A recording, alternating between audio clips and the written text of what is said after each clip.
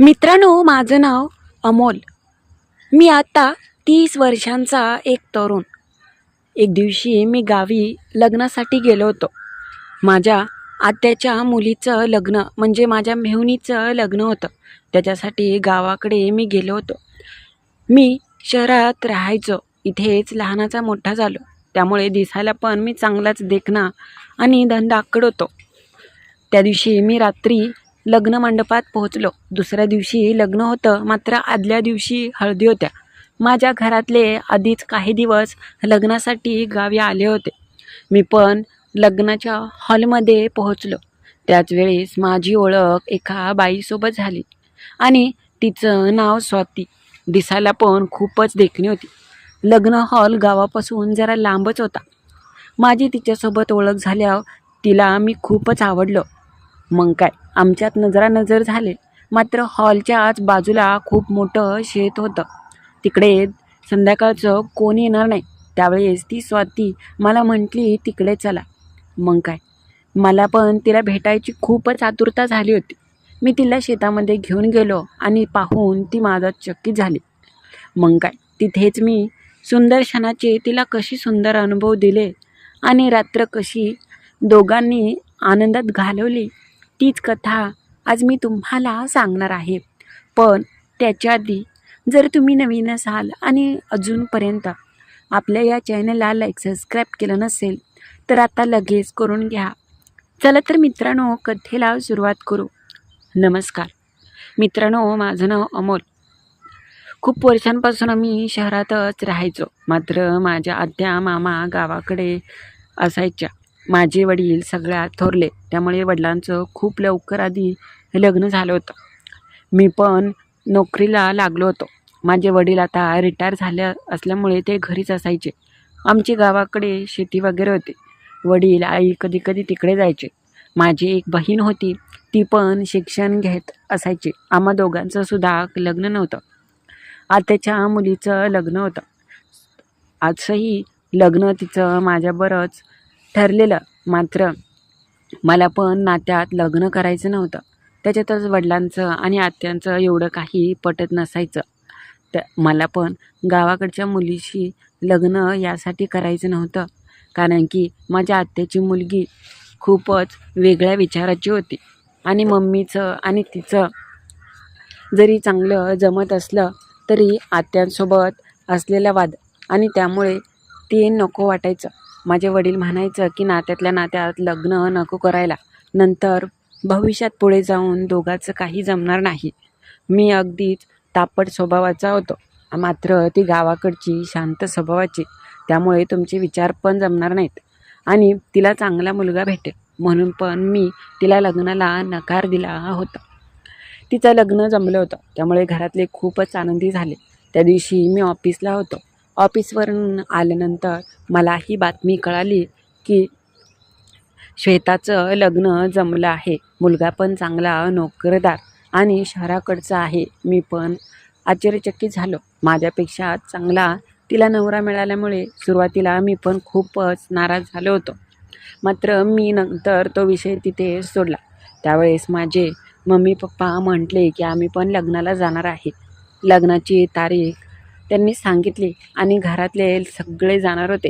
मला मात्र ऑफिसमुळे जास्त करून सुट्टीच मिळत नव्हती आणि लग्न अगदीच 10 ते 15 दिवसांवर आलं होतं. मी जर नाही गेलो तर घरातले सगळे नाराज होतील आणि सगळ्याला वाटेल की माझ्याबरोबर लग्न नाही झालं म्हणूनच मी नाराज झालो. मी म्हटलं की मी लग्नाच्या आदल्या 1-2 दिवस येईल. घरचे म्हटले की हो. पप्पा तर जाणारच होते, कारण की त्यांच्या भाचीचंच लग्न होतं. त्या दिवशी सगळे तयार झाले होते. माझा स्वभाव खूपच तापट आणि रागीट होता. मी नेहमी जिम वगैरे लावायचो. रंग माझा गोरापान आणि नियमित व्यायाम केल्यामुळे माझ्यामध्ये अगदी खूप बदल आणि मी खूपच रांगडा आणि दिसायला देखणा असा दिसत असायचो. त्या दिवशी मला चांगलंच आठवतं की मी ऑफिसवरून आल्यानंतर खूपच थकलो होतो. घरातले 2-3 दिवस जाण्याची आधीच तयारी करत होते. त्याच्यातच माझी बहीण ती पण गावाकडे जायचं म्हटल्यावर खूपच आनंदी होत असायची. मी मात्र अगदी एकटा होतो. अजूनपर्यंत माझी कुठल्या मैत्रिणीसोबत ओळख नव्हती. पण मी आणि मित्र कधी बाहेर गेलो तर बाहेर आनंद घ्यायचो, कोणी मिळत असली तर. मला तशी गर्लफ्रेंड वगैरे अजिबात नव्हती. घरचे तिथून पुढे 8 दिवसानंतर गावी गेले. मी मित्रासोबत दिवसभर एकटाच होतो. दिवसभर रविवार असल्यामुळे पार्टी केली आणि मित्र म्हटला की काय रे, गावाकडे जाणार आहे का? मी त्याला विनंती केली की आपण दोघं सोबत जाऊ, तुझी कार घेऊन आणि जाऊ आणि संध्याकाळपर्यंत लगेच रिटर्न येऊ. त्यावेळेस मित्र म्हटला की अरे नाही, मला जमणार नाही. आणि लग्नाची तारीख पण अशी होती की त्याला सुट्टी पण नव्हती. त्यावेळेस मित्र म्हटला वाटलंच तर माझी कार घेऊन जा 1-2 दिवसासाठी. हे ऐकून मी पण खूपच आनंदी झालो. मला पण तेच पाहिजे होतं. मी म्हटलं की बरं ठीक आहे. लग्नाची 15 तारीख असल्यामुळे मी म्हटलं की 14 तारखेला सकाळचंच मी इथून जाईन आणि 15 तारखेला संध्याकाळी माघारी येईन. मित्र म्हटला की बरं ठीक आहे. मी लग्नाला जाणार म्हणून अगदी साधा सरळ राहायचो. लग्नाच्या आदल्या काही दिवस मी चांगलं स्वतःला व्यवस्थित ठेवलं आणि चांगलाच मी फ्रेश झालो, जेणेकरून लग्नामध्ये मी चांगला दिसेन आणि सगळेजण माझ्याकडे पाहतील. पण विचार मी केला नाही की लग्नामध्ये नक्की माझ्यासोबत काय घडणार आहे ते, आणि माझं कसं त्या दिवशी अगदी दिवसच बदलणार आहे. म्हणून मी बाहेरून जाऊन माझ्यासाठी नवीन ड्रेस आणला.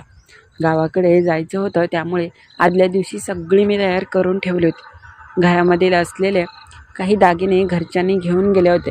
येताना मला सांगितलं होतं की घर व्यवस्थित लॉक कर, जेणेकरून कोणी जाऊ नये. मी म्हटलं की हो. माझ्या घरचे 8 दिवस गेले होते, त्यामुळे 8 दिवस मी मात्र स्वतः जेवण बनवून खात असायचो. मी पण कंटाळून गेलो होतो. शेवटी लग्नाच्या आदल्या दिवशी मी लग्नाच्या ठिकाणी पोहोचलो. दिवसभर प्रवास करून खूपच थकवा आला होता. लगेच मी फ्रेश होण्यासाठी गेलो. लग्न एका हॉलमध्ये होतं. गावापासून तो हॉल खूपच लांब होता आणि ज्या ठिकाणी हॉल होता आजूबाजूला सगळी शेती होती. रस्त्याच्याच कडेला तो लग्नाचा हॉल होता. मला पाहून घरातले खूप आनंदी झाले, म्हणून मी लगेच फ्रेश होण्यासाठी गेलो. फ्रेश झाल्यानंतर मी खूपच देखणा दिसत होतो. लग्नामध्ये आलेले अनोळखी लोकसुद्धा मला पाहत होते. त्या दिवशी हळदीचा कार्यक्रम असल्यामुळे सगळे खूपच आनंदित होते. मी आणि माझे घरातले एका कोपऱ्यात होतो. मी एका साईडलाच मोबाईल पाहत बसलो होतो.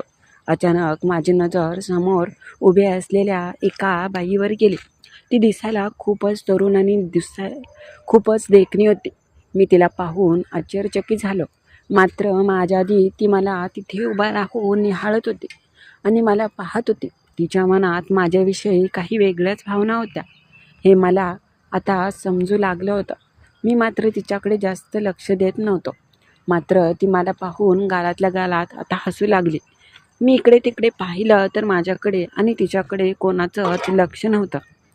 त्यावेळेस अलगद मी तिला बोलण्याचा प्रयत्न केला आणि हळूच डोळ्याने मी इशारा केला आणि बाजूला यायला सांगितलं. बाजूला अंधार होता आणि तिकडे कोणीसुद्धा नव्हतं. मी जाऊन तिकडेच एका साईडला भिंतीच्या कडेला उभा राहिलो आणि ती येते का याची वाट पाहत होतो. अचानक थोड्या वेळाने लगेच ती तिथे आली आणि ती म्हटली की बोला की काय म्हणत होता.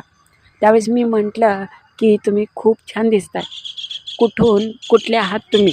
त्यावेळेस ती मला म्हटली की मी नवरदेवाच्या गावाकडचे आहे. तिने मला तिचं गाव सांगितलं.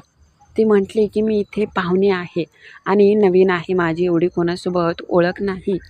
मी म्हटलं तुम्ही राव खूपच सुंदर आणि देखण्या दिसताय. ती हसली आणि लाजली. ती म्हटली की तुम्हाला आवडले काय मी. मी म्हटलं हो, खूपच आवडला.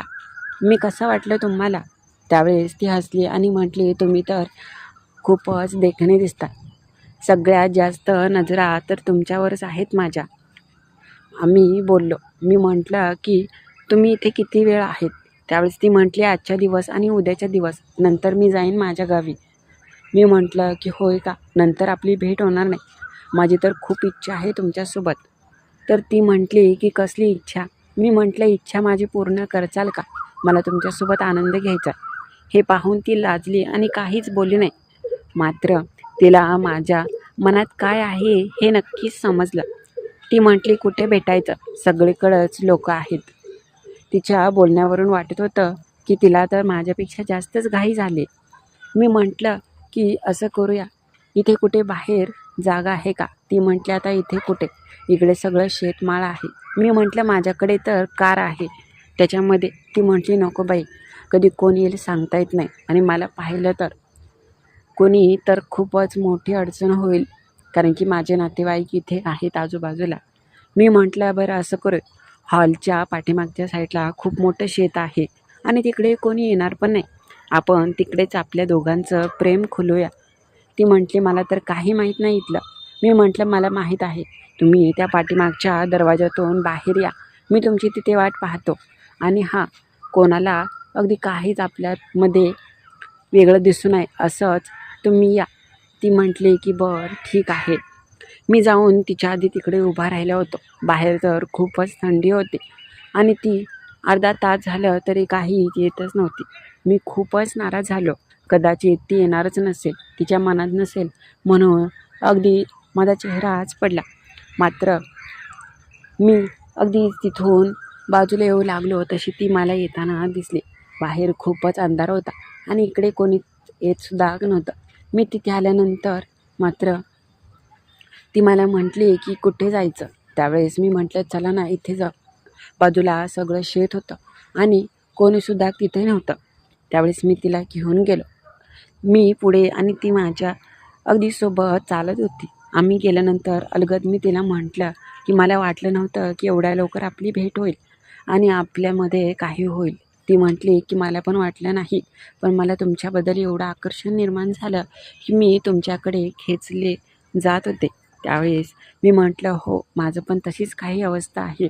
आम्ही दोघं एकमेकांजवळ होतो. ती म्हटली, नुसते बोलाल की काय कराल पण, आता करा काहीतरी, मला आता दम धरवत नाही. मी हसलो आणि म्हटलं, खूपच घाई झाले, असं म्हणून मी जवळ घेतलं. वेड्यासारखं ओठांवर ओठ टेकवले आणि ओठांमधला तो रसाळ आणि मधाळ आनंद मी घेऊ लागलो. खरंच खूपच वेगळीच चव होती. पहिल्यांदाच माझ्या आयुष्यात असा काहीतरी बेभान होऊन मी आनंद घेत होतो. तिला पण ते सगळं आवडत होतं. ती पण अगदी सोडायलाच तयार नव्हती. आम्ही एकमेकाला सोडवत नव्हतो. वेड्यासारखा ओठांचा रस ओठांनीच चाखून घेत होतो. मी तिला सुख देत होतो. तिची पाहून सौंदर्य मी वेडापिसा झालो. खूपच कमालीची आणि देखणी होती ती, आणि दोघंजण आनंदात वेडेपिसे होऊ लागलो. तिने माझा पाहिला आणि अगदी तिचा चेहऱ्याचा रंगच वेगळा पडला. ती म्हटली की आजपर्यंत असं कोणाचंच बघितलं नव्हतं. मी म्हटलं, का का कसं आहे? त्यावेळेस ती म्हटली, खूपच कमालीचं आहे. मला जसं वाटत होतं त्याच्यापेक्षा तर खूपच तुम्ही कमालीची आहात. ती पाहूनच आणि स्पर्शानेच वेडीपिशी झाली. मला पण सुख मिळत होतं. मी पहिल्यांदाच असं काहीतरी अनुभवत होतो. तिने वेड्यासारखे ओठ टेकवले आणि सुंदर पद्धतीने त्या माझ्या भावना ओठांनी अगदीच वेडापिशा करू लागली होते. माझ्यासाठी हा अनुभव अतिशय नवीन होता. मात्र ती अनोळखी जरी असली तरी सुख मात्र असं देत होते की मला आयुष्यात याचीच गरज असेल. मग काय, ती म्हटली की आता तुम्ही व्हा सुरू, कारण की आता आपल्याकडे वेळ तर कमी आहे, मात्र आनंद तर घेतलाच पाहिजे. मग काय, तिथेच मी सुरू झालो आणि सुंदर क्षणाचे सुंदर अनुभव देऊ लागलं. तिचा मधाळ आणि रसाळ त्या गोड बोली माझ्या कानावर पडत होत्या. तिचा मंजूर आवाज ऐकून माझं तर मन अजूनच भावनेनं भरून आलं आणि मी अजूनच तिला सुखाचे क्षण देऊ लागलो. ती नुसती याचा पुरेपूर आनंद घेत होती आणि मला म्हणत होते की खरंच मला असाच तुमच्यासारखा जोडीदार हवा आहे. असं वाटतंय की रात्रभर तुमच्यासोबत हे सुंदर क्षण मी जगावे. त्यावेळेस मी तिला आनंद दिला. ते लग्न मात्र माझ्या चांगलंच लक्षात राहिलं. तिथून पुढे ती मला म्हटली की आता तुम्ही जावा. लग्नामध्ये दिवसभर मी तिलाच पाहण्यात घालवून दिला. मला तर तिला सोडण्याची आणि तिथून जाण्याची अजिबात इच्छा नव्हती. मात्र वेळ पण तशीच होती. तिला मी निरोप दिला आणि नंतर मी शहरामध्ये आलो. आम्ही एकमेकांना फोनवरती नेहमी बोलत असायचो. मात्र एक दिवशी गावाकडे जाण्याचा संधी आली आणि तिथे गेल्यानंतर मी तिच्यासोबत खूप वेळ घालवला. तर कशी वाटली कथा ते नक्की कळवा आणि नवीन असाल तर आपल्या चॅनलला लाईक सबस्क्राईब करायला विसरू नका.